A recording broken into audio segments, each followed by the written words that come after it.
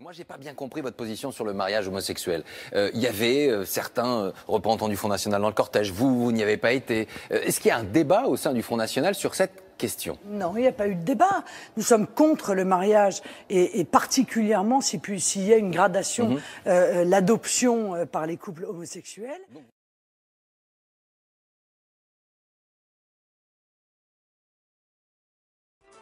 Bonjour Marine Le Pen. Bonjour. Merci d'être en direct avec nous sur France Info. Si vous étiez demain à l'Assemblée nationale, est-ce que vous voteriez le texte en faveur du mariage pour tous? Non, je ne le voterai pas et je suis étonné de voir que l'UMP, qui s'agite beaucoup, qui monte la voix, est en réalité complice du vote de ce texte, puisque au Sénat, Complice complice, Pourquoi? oui. Parce que 3 sénateurs UMP ont voté pour et 4 se sont abstenus, permettant ainsi le passage de ce texte au Sénat, alors que s'ils avaient voté contre, eh bien ce texte ne serait pas passé. Je vois que Madame Barjot n'est pas rancunière.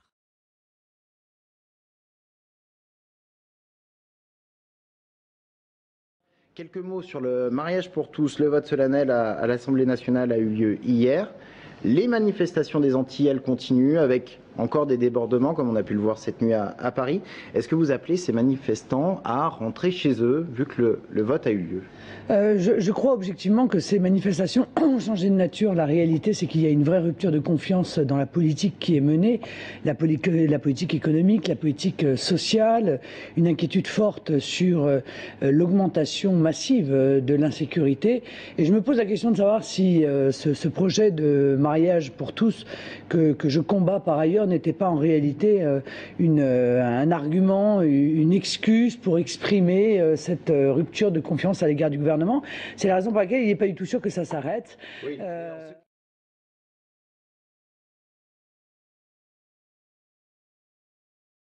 Est-ce que cela vous poserait un problème de conscience de marier 2 hommes? Ah, clairement. Mais le mariage, c'est la structure de base de la société. Depuis toujours, la société s'est structurée autour d'un père et d'une mère. Et par conséquent, c'est ce qui crée ce refus du mariage homosexuel et de l'adoption par des homosexuels qui en est la conséquence.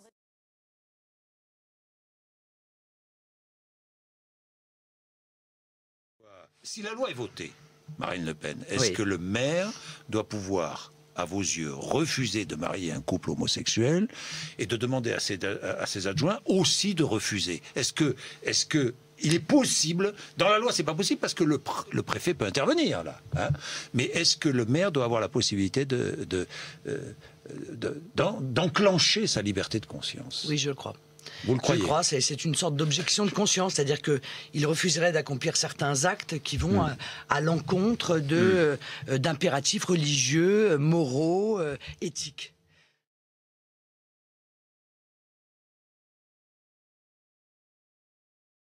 Le mariage homosexuel et l'adoption par des couples homosexuels ne sont pas 2 problématiques séparées. C'est une seule et même problématique. Et ceux qui veulent nous faire croire que l'adoption du mariage homosexuel n'entraîne pas l'adoption par les homosexuels mentent.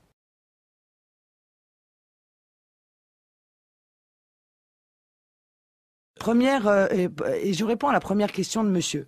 Quel est le rapport entre le mariage homosexuel et la laïcité ? Je ne vois, en ce qui me concerne, strictement aucun rapport entre les deux. Bon, alors je sais que, encore une fois, la laïcité est mise à toutes les sauces, mais en l'occurrence, là, il n'y a aucun rapport entre le mariage homosexuel et la laïcité. Nous sommes les enfants d'une civilisation qui a fondé les règles de notre société. Les règles de notre société, c'est que le mariage s'effectue entre un homme et une femme.